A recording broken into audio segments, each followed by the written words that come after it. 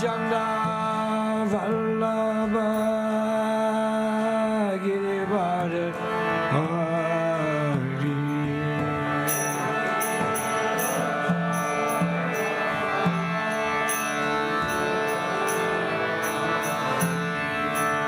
Gopi Jana Vallabha Girivara Hari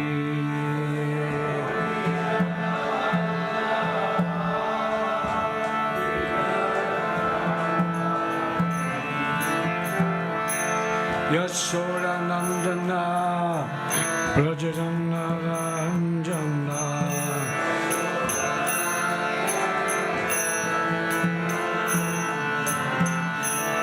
Yashoda Nandana Brajana Ranjana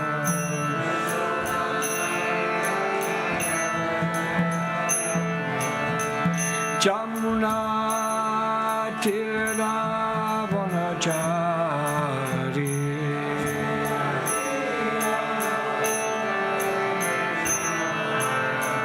Jamuna Tira Vanachari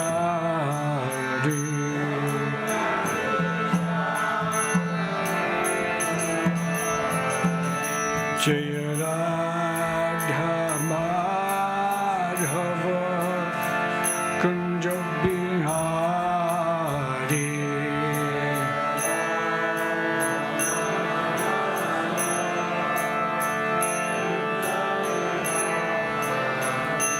Jaya Radha Madhava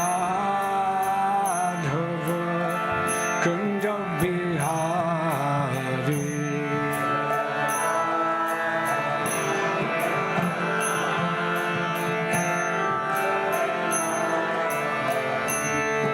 Gopi Jana Vallabha Girivara Hari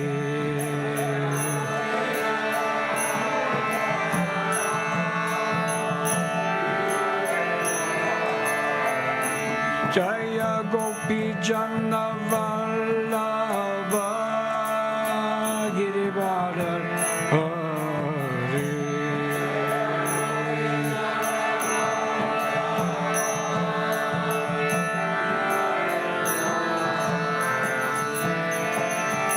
Yashoda Nandana Brajana Ranjana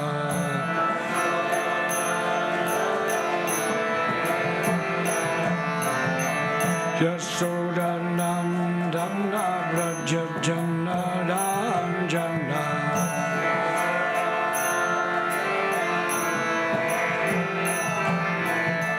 Jamuna Tira Vanachari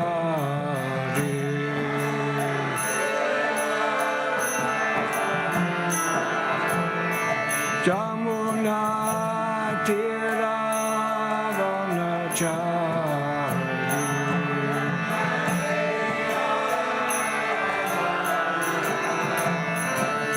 Jaya Radha Madhava Kunja Bihari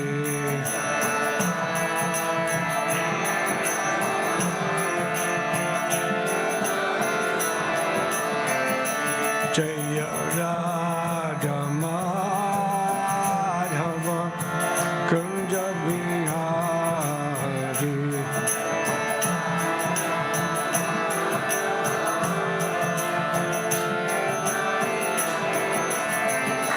Jaya Gopi Jana Vallabha Girivara Hari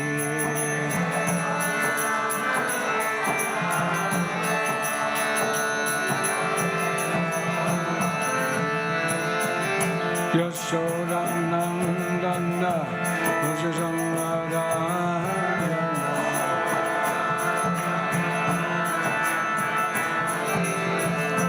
Yashoda Nandana Brajana Ranjana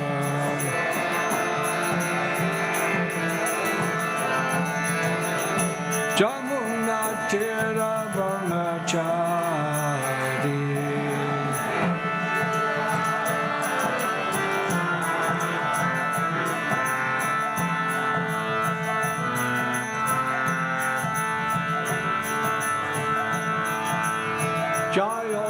Supada Paramahansa Paravakacharya Astadasada Shishimhadranagari Sri Bhaktivedanta Shri Prabhupada Ki Jai, Jaya Guru Sevin Thai World, Shri Prabhupada Ki Jai, Anadi Gauta Vaishnavanda Ki Jai, Namacharya Sri Haridas Thakur Ki, Premsa Gauta Kisa Chaitanya Prabhupada Shri Advaita Gadadhar Sivasit Guru Bhaktivedanta Ki Jai, Shri Sri Radha Krishna Gopalnath Shyamakon Radhakon Gita Govardhan Ki, Shri Vrindavan Dham Ki, Shri Mayapur Navadip Dham Ki, Jagannath Puri Dham Ki, Ganga Jamuni Mai Ki Jai, Gaura Hariparanandi, Hari Hari Go, all glories to the Vaishnavas, all glories to the devotees, all glories to the devotees, all I see Sri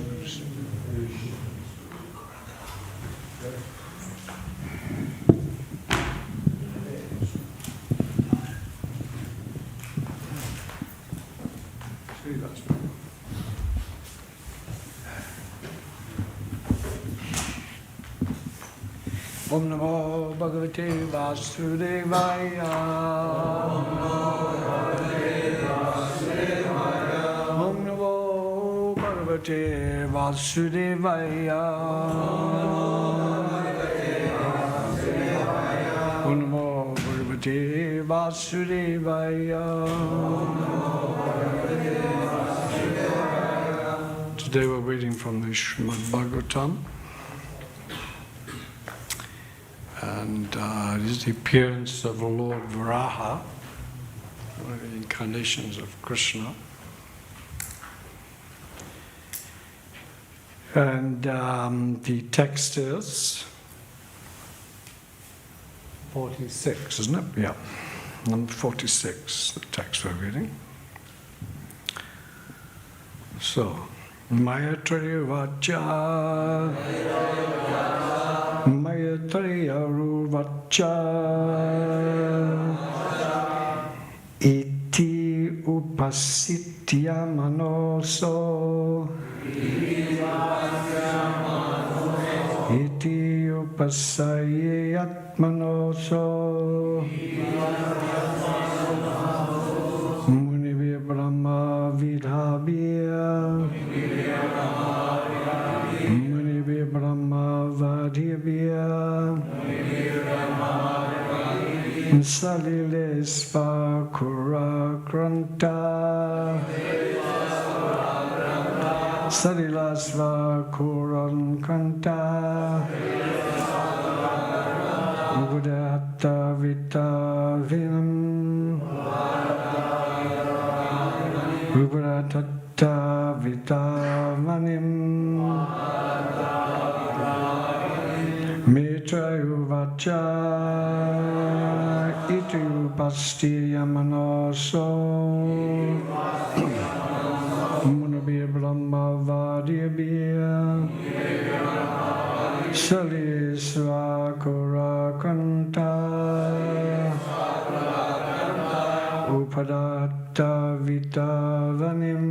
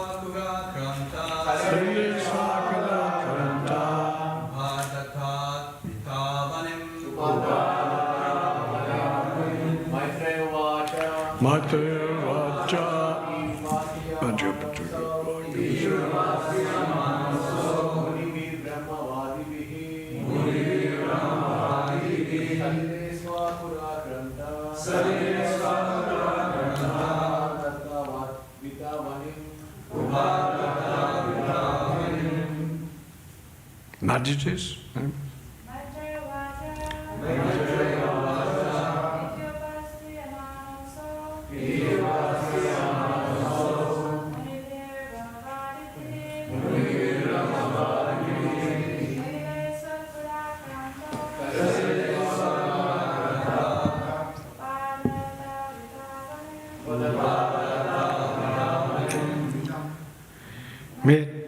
Carry on. Bhaktivedanta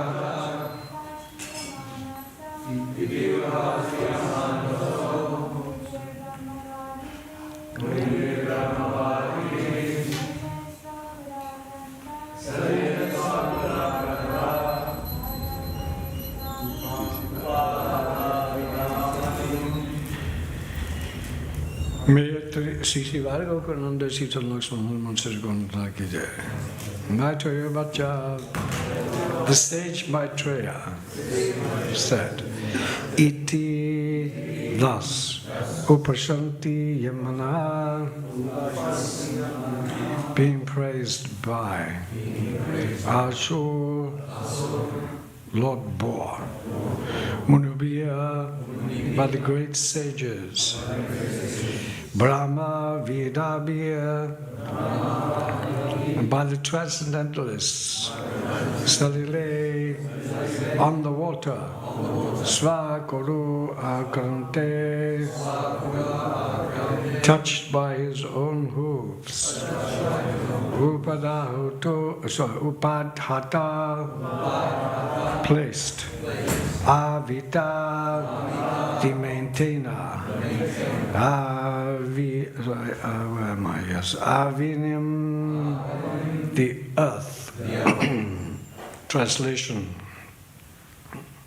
and purport by His Divine Grace Srila Prabhupada. The sage Maitreya said, the Lord, being thus worshipped by all the great sages and transcendentalists, touched the water with his hooves and placed it on touched the earth with his hooves and placed it on the water. Please repeat. The great Maitreya said, the Lord, being thus worshipped by all the great sages and transcendentalists, touched the earth with his hooves and placed it on the water. Purport. The earth was placed on the water by the Lord, or his inconceivable potency. The Lord is all-powerful, and therefore he can sustain the huge planets either on the water or in the air as he likes. The tiny human brain cannot conceive of how these potencies of the Lord can act. Man can give some vague explanation of the laws by which some phenomena are made possible. But actually, the tiny human brain is unable to conceive of the activities of the Lord, which are therefore called inconceivable. Yet, frog-like philosophers still try to give some imaginary explanation. Omagyanat mandashaganandana shalakaya chakshushumilatam jena tasmai sivadavena maha sutaitanna manavishtam stapitam yena bhutale srarubhagadamayantranti bharatman namajavalagata valagulaleshman dishwara gaudagovinda swami Gaur Bhaktivedanta ki jai Vanchakapaturvishcha Kripasindhuyevacha Paditnam Vaishnam. So here we have E.C. Bhaktivedanta Swami Prabhupada. When was this purport written? Some maybe 65, 66, 67, 68, something like that, I think. So Srila Prabhupada is explaining here that at that time, at least, very little was understood about how it is that the Lord's potencies function. Since then, advancement by scientists have been very great. So, sometimes we condemn the scientists, but scientists are very good because they help us understand the Lord. That is their job. Every particular occupation of anyone is meant to enlighten other people. Therefore we have the Varnashram system, starting from the intelligentsia, going all the way down. So the scientist's job is to convince us of the workings of the Lord. And Cambridge and Oxford universities originally were set up for that purpose, with theological people in charge. So you remember when you went to school, I don't know if I'm older than most of you guys, we used to sing hymns before we'd start class. Did you do that? Yeah, who did that? Yeah. So one of the hymns was, all things bright and beautiful, all creatures great and small. You remember that song? Yeah. All things wise and wonderful, the Lord God made them. And then it goes on, each flower that opens, each bird that sings, so on and so forth. So this is a wonderful hymn, and many hymns were like that, in glorification of God. So this is the job of the intelligentsia. Actually, those hymns were written by the Brahminical intelligentsia, you could say, right? Because in Vedic culture there was different sorts of intelligence. There was the Brahminical intelligence who could understand more, who was Brahman. They were spiritually orientated. And then there was the Vipras, who were just scholars in various fields. They may not fully understand Brahman as such, although they know some of the workings of Brahman. But the real intelligence here, the Vaishnava Brahmins, they understood everything. So it is the job of the scientists to convince us that God is existing. But unfortunately, in Kali Yuga, they try to do the opposite. Not all of them, but some of them do. And so this is a great disservice to humanity, because when humanity is not served by the intelligentsia, it begins to form different opinions about life's directions and what kind of things we should be doing with our lives. And the real purpose of life is lost. So, for instance, Charles Darwin, when he first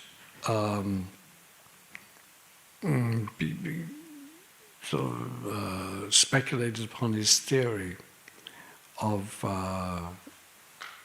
you could say, it's actually a hypothesis, but they call it a theory.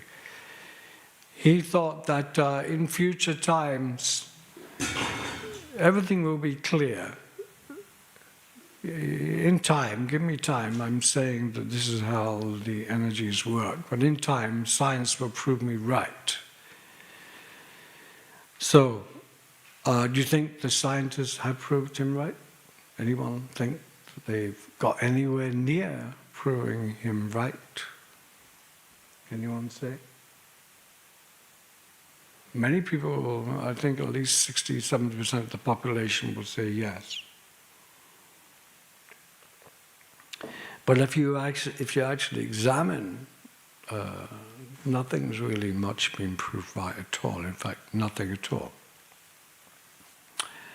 So, in fact, science has done a great service, because the more they look into the material energies, that's why I say when Prabhupada wrote this in the 60s and 70s, science has not really developed so much. To some extent it had, but the more the scientists have looked into matter and materiology, the more they find complexity and order. So this is a great, it should be a wake-up call, that wherever you find such complexity and such order, in the material energies, in our experience at least, in a logical way, we can assume there must be an order giver. Math, symmetry, design, order is seen everywhere.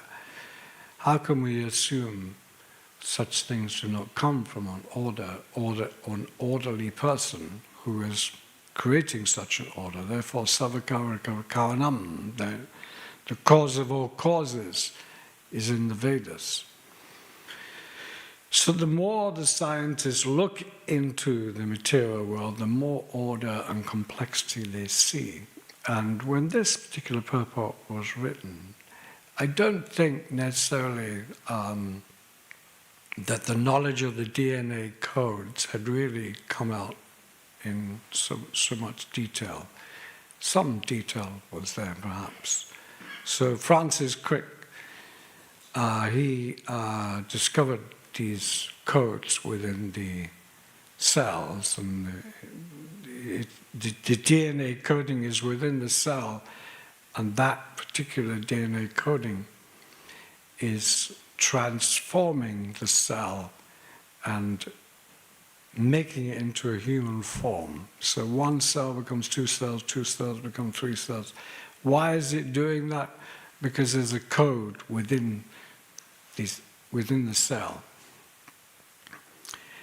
And the cell, this DNA code is got a little messenger. It's called an mRNA, and that code goes off into a ribosome, and the ribosome collects all the nutrients in the mother's body, and it forms the amino acids and all the other aspects, the proteins, and so and then so all this system is coded, and in that way, we can see the fingerprints of God. This is what Francis Crick said. This is like seeing the fingerprints of God. So it's a wonderful thing that the intelligence can only figure out so much, as Srila Prabhupada clearly says here. But as intelligence develops more and more, you'll see the obvious order and design within the material energy. And therefore, in Nyaya logic, it is said, when you see smoke on a distant mountain, right, what do you think? If you're walking on a distant mountain and you see smoke, what would you assume? You would assume there's fire, right? Hare Krishna. That's good logic. Induction. Like in human, if human being has abilities, it can deduce things, and it can use logic. So looking in the material energy, one should intelligently see things in the proper perspective. The question is, if you're honest and truthful, you will see the obvious. But if you're not honest and truthful, you'll see other things. So, when you see smoke in a mountain, you think there's fire. But how do you know there's fire? That's the question. And this in Jiva Goswami, this Tattva Sandhava, he said, how do you know there's fire? You don't know there's fire. Because you see smoke, you assume there's fire. So Jiva Goswami says, you have to find that person who has seen the fire, because the fire may have just gone out and the smoke is still rising. So therefore, further knowledge is required. So although the senses can deduce things, and it says in the Bhagavad Gita that by logic and induction, that's one way of understanding that you're not the body. Family traditions is another way, because conservatism, from one generation to another generation to another generation, we're hearing from our ancestors and we're accepting their knowledge. That's one way of doing it. And also our senses, they can perceive something. But to actually understand God Himself and all His workings, one requires something a bit more than one's material senses, logic. There's something beyond. Therefore, Tatsi Krishnamandina Bharagayamindriya Siramukhi Jivanoy. You have to purify your senses, you have to become honest. An honest man sees things honestly. A crooked man, doesn't matter how much you tell him, he won't hear from you. You see that all over the world today. The whole world is under threat, you could say, of tradition. This is what this war, this kind of, it's almost like a religious war going on between those that want to conserve culture and traditions and theological culture, and others that want to bring in conglomerate liberalism and, because it's good for business. Liberalism is very, very good for business because the more you enjoy your senses, the more money is to be made out of you. If you're a simple person, there's no money to be made out of you. You simply live in the countryside, chanting Hare Krishna, and you go and get your own food. What? You're no good to the conglomerates. They must increase your material desires. Then big business is made. And that is their business. So the current wars around the world stem around that basic idea of conglomerates, liberalism, or the traditionalists. And the traditionalists are seen as enemies, but they're not enemies. They're actually more Vedic. So some people, like for instance, he's honest. This is honesty.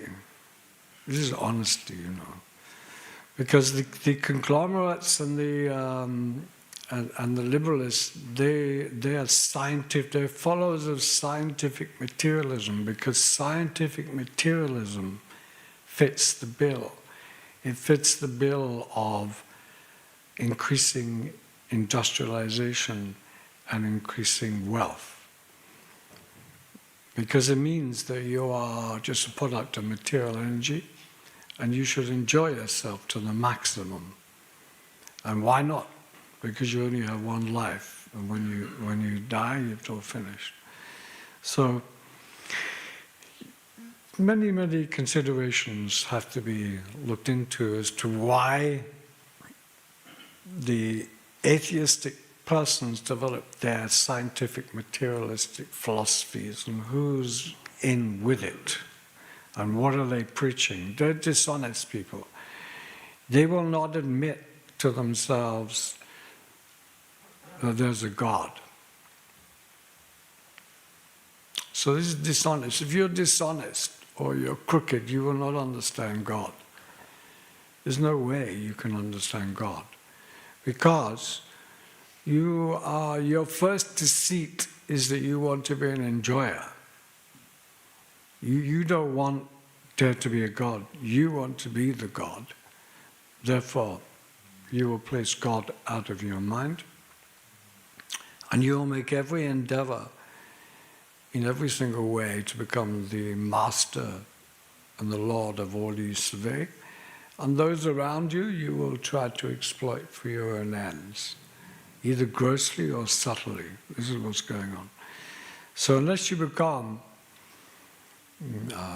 the servant of God and understand how to become a servant of God, then you remain crooked. There's different degrees of crookedness,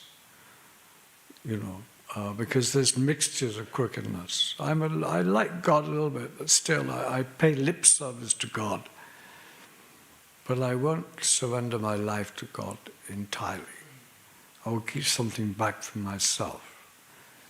Therefore, Only in the association of a pure Vaishnava who's fully surrendered to God, you will learn such knowledge, because he's not crooked, he is pure. He's pure Vaishnava. So, to understand the science, this is a very important point for devotees to understand that science is helping us understand God, and the more the scientists delve into the materialism, the more they see. And also one could take the matter further, because we have to preach to people, for instance. You know the algorithmic processes in your computer, right? You're on computer regularly. They have a fingerprint of you. They know who you are, they know you. They have files and files on you somewhere. I believe they're stored in some cold place somewhere in England where, not in England, isn't it? There's massive computer banks stored. Because all this information is stored on you. Later, as AI develops, someone will get information on the AI system, they'll infiltrate the system, and they will tell anyone, anyone that pays them enough, they'll tell you about that person, what he is, what he wants, what he does. Everything about you will be known at a price. So these algorithmic processes are quite interesting, because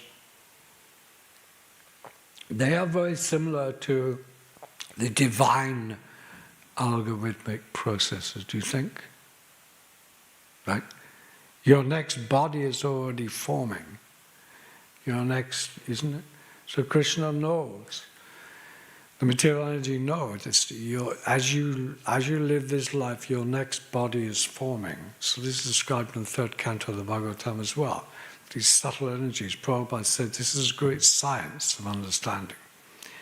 And therefore there's hints of this in science as well, things like quantum physics, where the observer effect is thought to be quite an unusual effect, where when you look at something it acts one way, and when you look away it acts in a different way. So people begin to look at that and they contrive that perhaps this means that mind and matter are quite closely interlinked. And it is a fact that all God's energies are interlinked and working together as one. You know, like material energy, the spiritual energy, and the marginal energy. They're all God's energies, and they're interlinked, and they're working together. So Krishna knows everything about you've heard that, Krishna knows everything, right? So it's like, you know, there's almost like instant communication going on, you could say. That's another thing the scientists come up with, this instant communication, that one part of the universe, billions of years ago, billions of years, miles away, knows what something is going on in. So this is similar, because it's all God's energy. So Krishna, or God, knows everything everyone's doing. So this algorithmic process, it's like a transcendental AI, not an artificial intelligence, but supreme intelligence. But it's artificial in the sense that we have come to this world in an artificial way, so Krishna is giving you an artificial life. So this is Krishna's AI. He knows. He give you a body, give you a mind, give you intelligence to become convinced by what you have. It's like Sadhaputta says, what's these game machines where you put this thing on? Yeah, virtual reality machine. Sadhaputta said this many years ago. He was so sharp, Sadhaputta. You're in a virtual reality. But it's so clever that the AI systems and the algorithmic systems are so clever, they follow you around. So therefore karma is like that. Your karma is your algorithmic footprints, and it's following you everywhere you go. So this is going on, and so modern science, although the human brain cannot understand God, as Prabhupada was saying these things in the 60s and 70s, as we go on in time, because this is like 40, 50, 60 years later, actually we're beginning to understand something of the greatness of God even more, thanks to the scientists. So nevertheless, it's all very well to consider these things, and they should be considered. But the point is, if one's in the mode of ignorance, you'll never understand how Krishna's energies are working. Therefore, tadavajastamo bhava kamalabhayasya chatadavadava, you know. And with those in the mode of ignorance and passion, they can't understand. You have to come to goodness. Evam paramharapatam. Oh, what's that verse? No, I got that here. Evam prasana manaso bhagavat bhakti yogara bhagavat tattva vijnanam. You develop scientific knowledge. This is what it said here. Thus established in the mode of pure goodness, whose mind is enlivened by contact of devotional service and truthfulness, then he will gain positive scientific knowledge, Prabhupada said. What is that? That's scientific positive knowledge of who we are. Jiveda Sarup Hoy Krishna Nitya Das.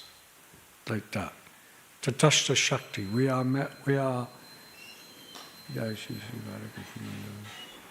Tatashta Shakti.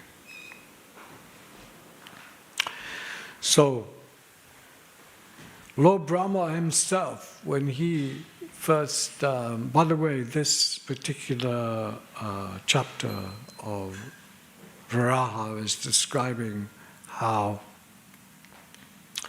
the Earth planet was situated in the water, wasn't it? Right? The Earth planet, what's it doing in the water? You know how it got there?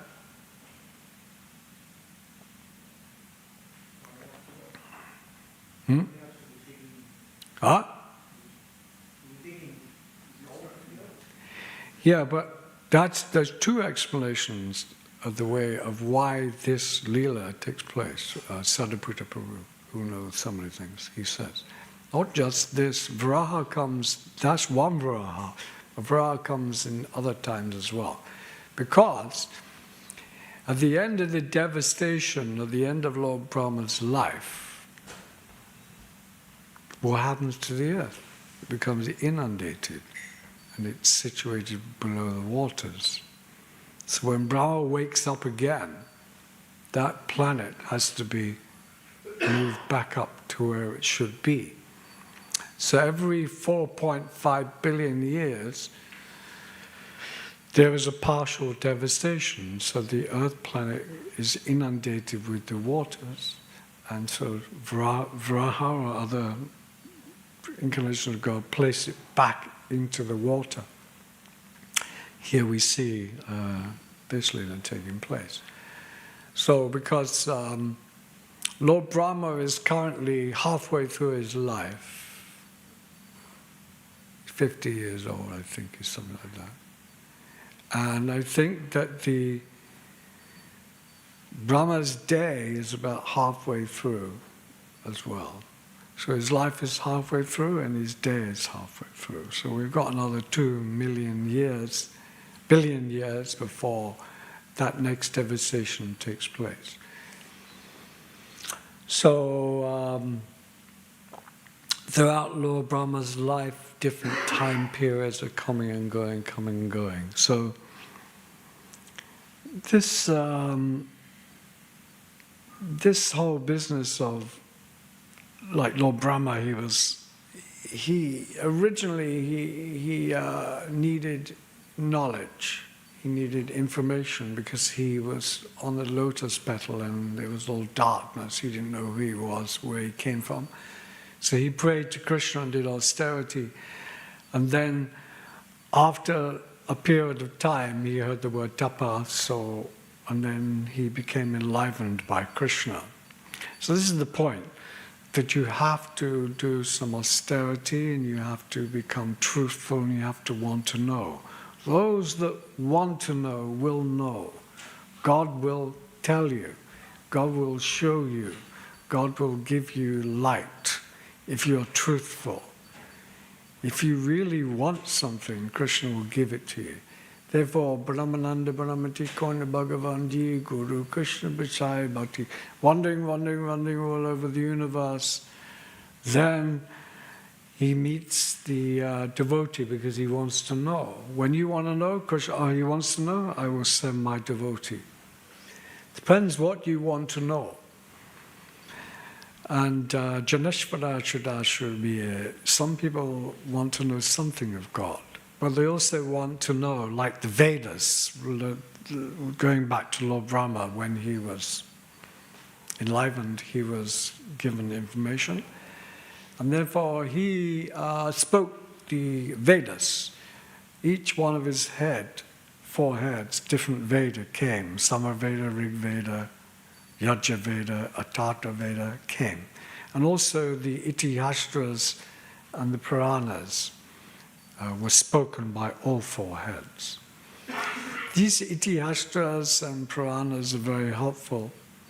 They're essential for us because Jiva Goswami says that the Vedas are too complicated in this. We cannot possibly understand the ins and outs of the Vedas. They're too complicated. So therefore he's made it simpler in terms of the Puranas and the Itihastra. Itihastra means it was like this. It was like, it's like a storyline. The Mahabharata, similar. So the Srimad Bhagavatam contains the Itihastras, the Puranas, and the four Vedas. So it's summarized. Everything is summarized nicely. And therefore, you'll see when we read the Bhagavatam, all these kind of sacrifices going along. Everything you'll find in the Rig Veda, Samar Veda, Atharva Veda, and Sarva Veda, you'll find in the Bhagavatam. But interestingly enough, when Chaitanya Mahaprabhu was speaking to Ramananda Roy, he was, it's like he was going for the Bhagavatam. Yeah, yes, that's very nice. Is there something more? Yes, that's very nice. Is there something more? Yes, that's nice. He was like rushing through the Bhagavatam and coming to the 10th canto, you could say. Mahaprabhu was like that. So he's come to teach us something special. Not that we don't want to understand all the Bhagavatam, because we have to progress on in our lives, and all the Vedas are useful, and the Puranas are useful. There's 18 Puranas, and these Puranas are specially meant for the intelligentsia and management of the universe. This is what the Puranas are meant for, that the theological priests and the kings need to understand how they function and how they should be placed into society, so society could be guided.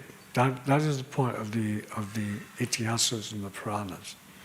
But ultimately, we need to get to what Chaitanya Mahaprabhu has given, which is the culmination of the Bhagavatam, which is given in the 10th canto.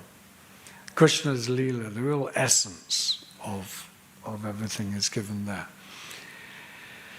Not only of the 10th canto, but also other Shastra, other things that Mahaprabhu would hear from. He would hear from the Gita Govinda, or Chandidasa's work, or Bilvamangal Thakur. He would hear all these Leelas. So Chaitanya Mahaprabhu was teaching us something very special. Because as one advances in his spiritual life, he will inevitably and irresistibly become attracted to Krishna in different ways. Because Krishna has his dear Lalita form, his dear Dhata form, dear Prashant, and dear Odada. So when Krishna speaks with Arjuna and with Yudhisthira and with Queen Kunti, he's in his Dira, which one that's Dira Datta, I think. No, Dira Prashant, that's his Dira Prashant form when he's dealing with Yudhisthira and others. It's a very formal, like Vaikuntha, in Dwarka. In Dwarka, Krishna's in a different mood there. So he's with his queens, he's with the Brahmins, he's giving charity, he's acting perfectly in so many wonderful ways. He's smiling at the Brahmins and he's discussing philosophy with them or whatever. When he's chastising Indra, that is his Dira Datta form, but he's also very compassionate. Krishna is always compassionate with any condition he's in. Like when he sees Queen Kunti, when Queen Kunti gives her prayers, Krishna mildly smiles at her, because he's a very blissful, loving person. So he has to reciprocate in different ways with different persons. And of course, when he's in Vrindavan, is in Dira Datta form. That's a completely different aspect of Krishna, and therefore that's called Ragatmaka, the Ragatmaka devotees. They're following Krishna in the village of Vrindavan.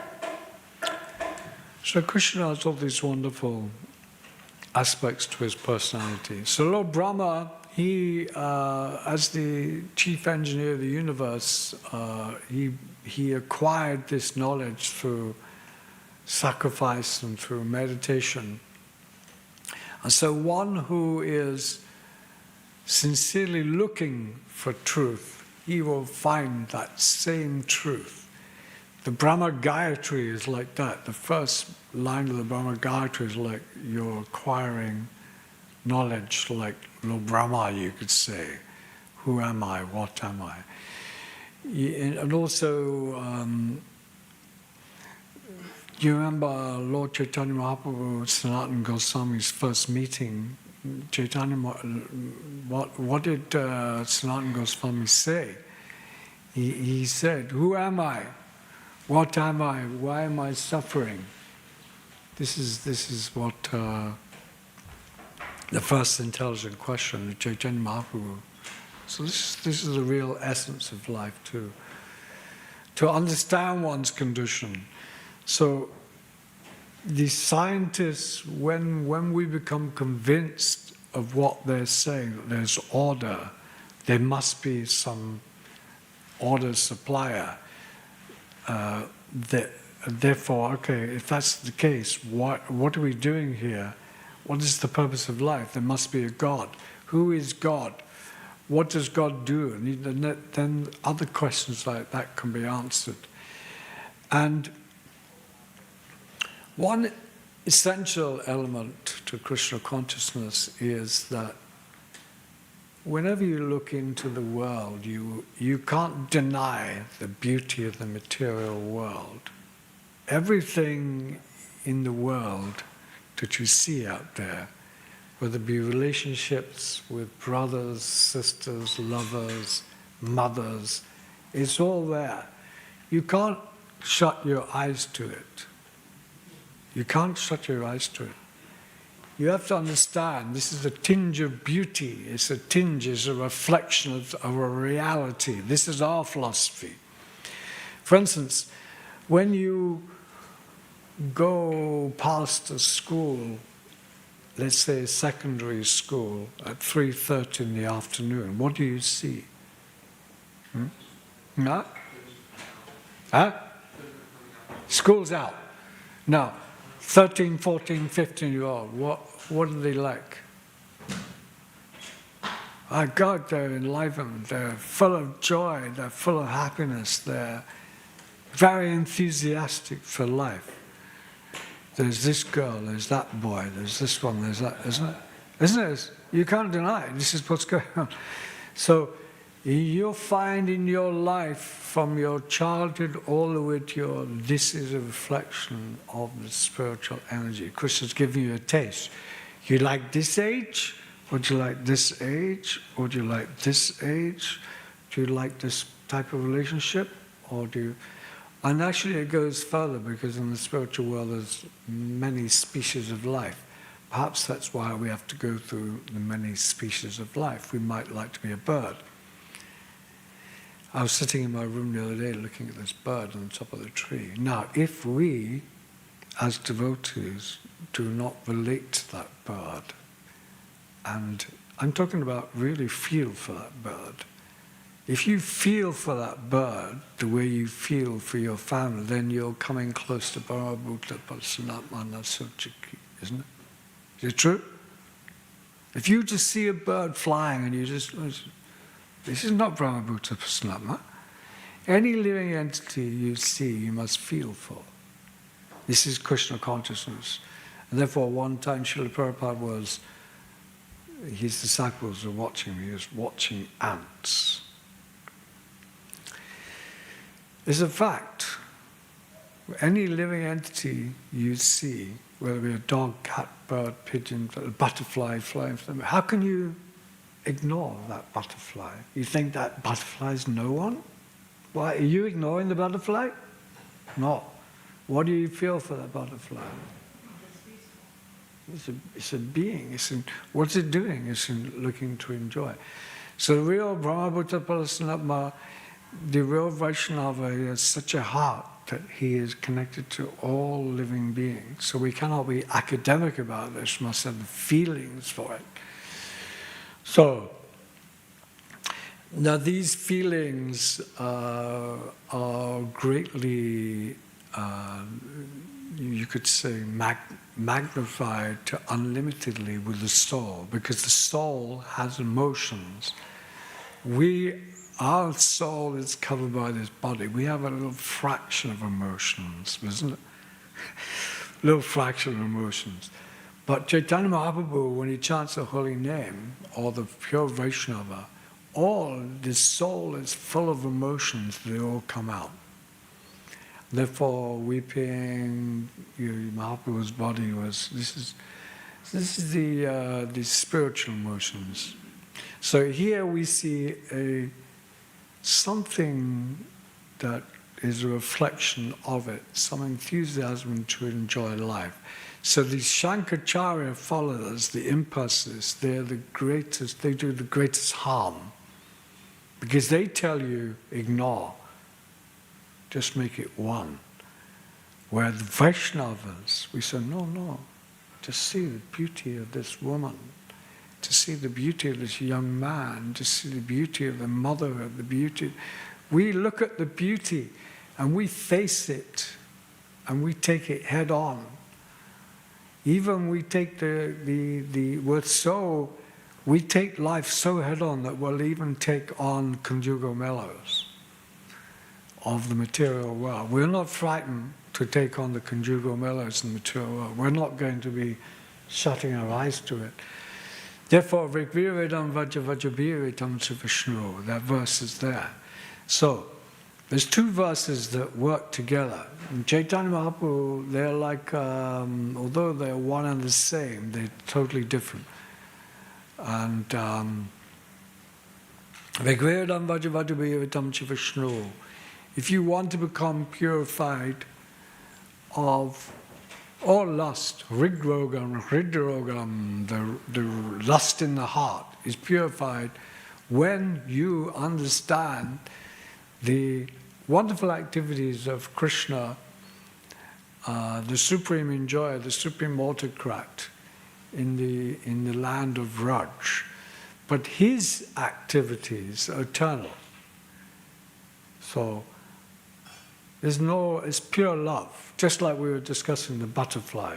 With Krishna is pure love. Forever he's with his damsels of Raj. They are not some playthings for his senses, his spirit. He's fully committed to them. He's enjoying every aspect of their consciousness and life forever. And increasing. This is There's no comparison to the material world, but in the material world there's a slight, it appears like it's the same, but it's not, because the spiritual emotions and the love is not there, it's just the lust is there. So there's another verse, what's that, Chaitanya Mahaprabhu's verse, I got it written because I know that verse, but I forgot for 1 second. This is the last thing I'll say before. It's a very important verse.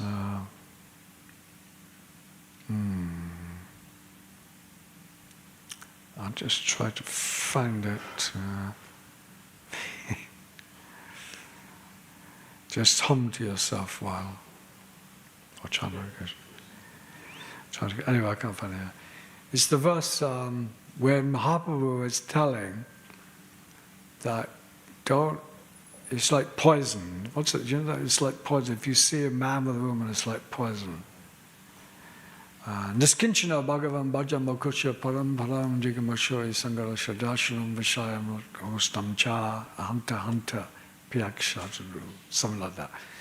This is saying that it's like poison. If you see a man enjoying with a woman, or in this life, if you're conscious, this is like poison to your spiritual consciousness. At the same time, we have Vikriradam Vajavajaviratam Vishnu. It's telling us you should concentrate on this if you want to. It's strange, isn't it? You got one verse saying Dhamma Shagravaga is saying, don't look at this, don't enter into that topic. Another verse says, enter into that topic, because that's the solution to your, isn't it? Anyway, we better wrap up, I think, right now. So if anyone have any realizations on this verse at all, or any thoughts on the matter? Yes, Buddha.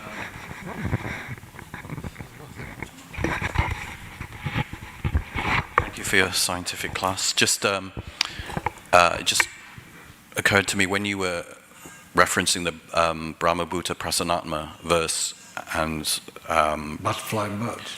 Yes, it just reminded me of a conversation with Srila Prabhupada and his disciples where they speak about Saint Francis of Assisi and how he saw every living entity, all the birds and beasts and so on, as brothers and sisters. And Prabhupada said that is Paramatma realization.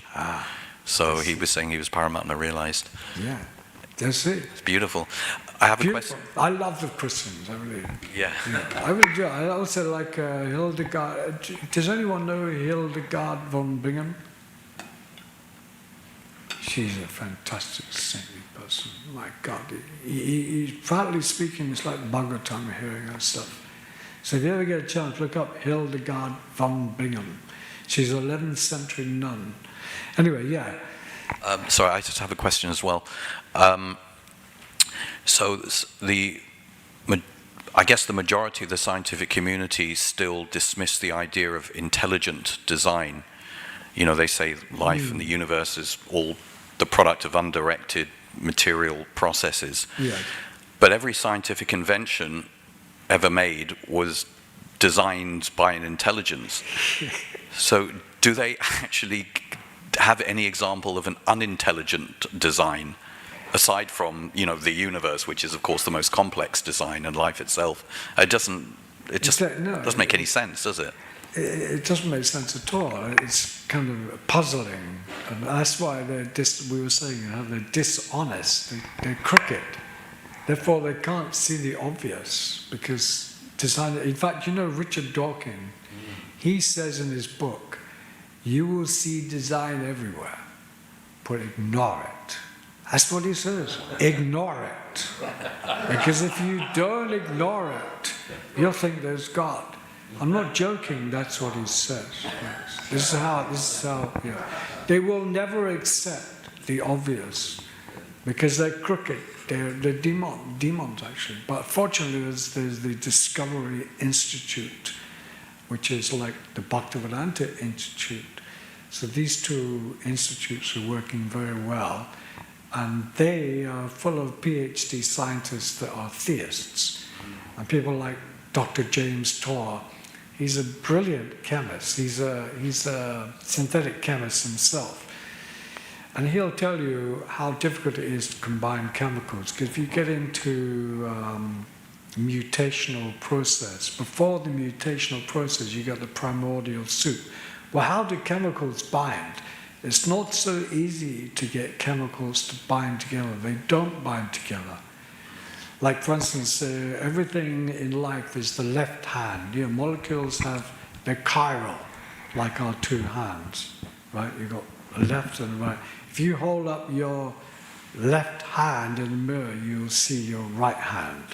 So molecules are chiral, but they only choose the left hand side to form bonds with other chemicals. It's like you can't put your left hand in your right glove. So similarly, all the molecules in life are left-handed, but all the sugars and the carbohydrates are right-handed. So James Todd says, why is that?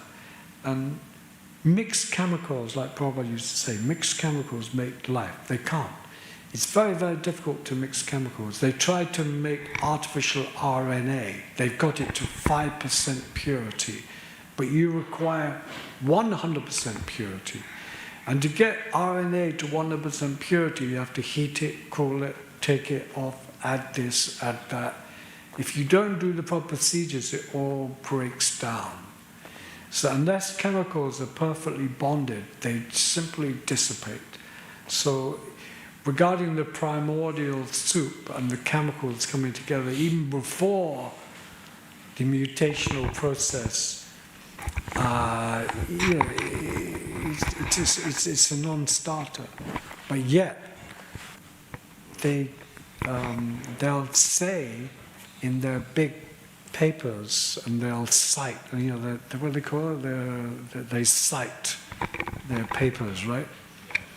You have to cite various scholars, and then your paper becomes bona fide. Like they got these, you know, like a professor. They got PhDs, like out, like falling out their pockets. They're so academic. They're so strong. But I made a post yesterday actually that struck me. You remember that story of the king and his clothes, right? Yeah. The tailor came and he pretended to give him a nice set of clothes. Can't you see how beautiful it is? And the king thought, yes. And he's walking around, and then someone said, hey, you got no clothes on. Where?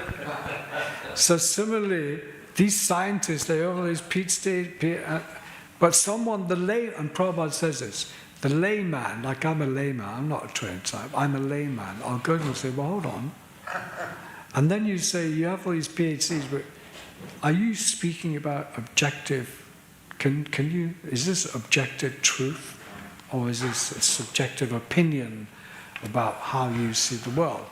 So ultimately, it is simply subjective opinions and guessing. But they're walking around with these clothes that everyone considers to be knowledge, but it's not knowledge. Yes, Guru. Hare Krishna, Prabhu. Last question. Guruji, thank you. Wonderful class, beautiful scientific presentation. Wonderful. Well, it wasn't that good, but anyway, thank you for your encouragement. I'm studying at the Cambridge University data science at the moment. There we are. Here's a scientist for you. Now, can you help me here? Vedanta, do we have 4 levels of cognition, right? The second level would be manas. The third level would be buddhi, and the fourth level would be atma. Can you help me unpack this? Say that again. You got the second level would be manas, which is mind. Right. The third level would be buddhi. Am I right? And the fourth level would be Atma.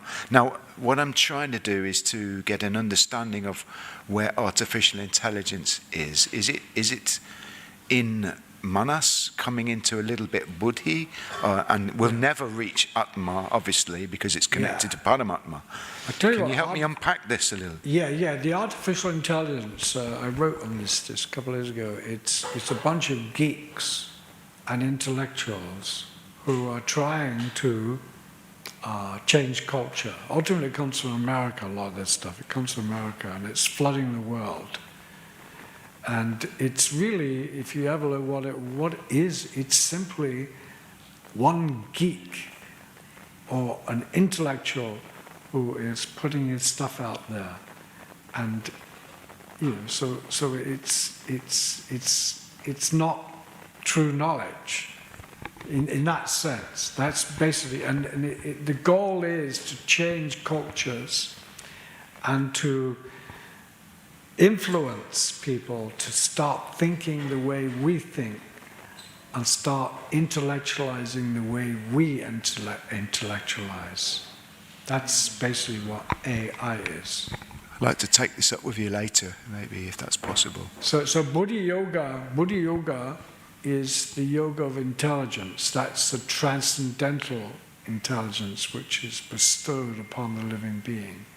So that Buddha Yoga is superior to the ordinary intellect. That is, te sam satatam yuktanam bhaji. I will give you the intelligence to see. You know what we were saying? That the spirit soul is in every single body. The consciousness. If you can see the same consciousness in every body, and you have the same respect for every body, that is Buddha Yoga. That Buddha Yoga can never be acquired through artificial intelligence. It's given by God. So Exactly. So that type of thing. This is the point that But I've been making. if you have, I was discussing with you, if you have, in fact, I was talking to some devotees in America, and I said a couple of years ago that AI could be useful if it's run by Vaishnavas. Do you think? That's why I'm studying it. Yeah, because I'm thinking that, for instance, AI would work like this, that you something comes up on your phone and it is telling you to do something with your life. But then the AI Vaishnava said, no, if you do this, this will be the consequence. Look out for that, because if you act like that, that could occur in your future karmic situation. So you could add transcendental AI by warning people how to, what the consequences of their actions would be. So in that sense, it could be of some use. Thank you, Prabhuji. Thank you. Hare Krishna. If I could take this up with you. Yes, yeah, Offline. Yeah. Thank That'd be you. very good. I can give you my email and so on and so forth. Thank you very much, Hare Krishna. All glory to the Prabhupada.